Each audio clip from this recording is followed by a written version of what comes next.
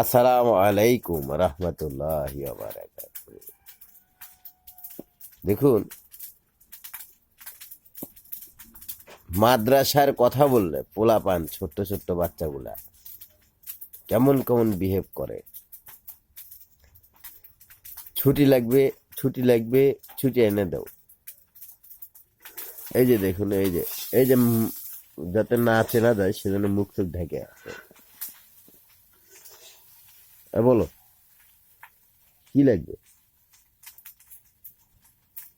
হ্যাঁ, ছুটি কি লাগবে? ছুটি এত তুমি তো 2-3 দিন আগে ছুটি খেলে, 3 দিন 4 দিন। ঢঙ্গে ছুটি খাসি সিংটা মাদ্রাসা সিংটা মানুষের স্বর্ণ এইদিকে দেখে কথা বলো, কি লাগবে? ছুটি এত ছুটি দিয়ে কি করবে? 10-12টা ঘর বানবো না। মাদ্রাসা যাবার ইচ্ছা করে না? না, কে? খালি আমাদের ভালো মন্দ কামাই টাকা দিলেই আমরা পড়াম, না হলে গোস আমরা ওটা দিই মারা মেরে। কি বলে? আমার বেতন না দিলে নয় তো গোস আমরা খুলবো। বেতন না দিলে এই কথা বলে? হ,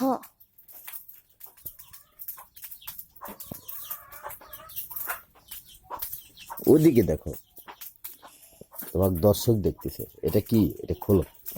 ভালো ভালো ম্যানেজার তোমাকে না ছেলে? না, দোকান নেই মানুষ। আচ্ছা, কেন তুমি এত রাগ হয়েছো কেন মাদ্রাসার উপরে? ঢং মাদ্রাসা যে মাদ্রাসা পায়খানার তেলটা মানে মুতাই দিছিল, ওই মুতা তারপর পায়খানার দরজা খোলা পাইনি, কষ্ট করে তো খোলা লাগছে, তারপর ইটি বাড়ি খাওয়া লাগছে। কোথায় বাড়ি দিছে? ইটি কই? ইটি ব্যথা করে? হ আর কোনো অভিযোগ আছে? আছে। কি বলো?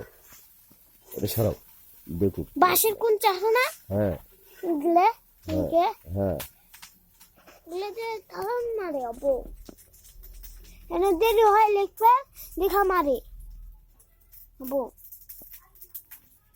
এনে শিখা দিবি, ওটাও শিখা যায় যাবো একবার করে, তারপর শোনার লাগবি। আর এই মাসের জন্য আবেদন দিস, দেখিস তোর মতো স্যাং রাখবি, দেখুন স্যাংটা ওরা তুই বাঁচিস আবো। আপনারা সকলেই শুনছেন, অবশ্যই কমেন্টের মাধ্যমে এর উত্তর জানাবেন। ছোট ছেলে পেলে বাচ্চা মাদ্রাসায় যাওয়ার এবং না যাওয়ার কিছু কারণ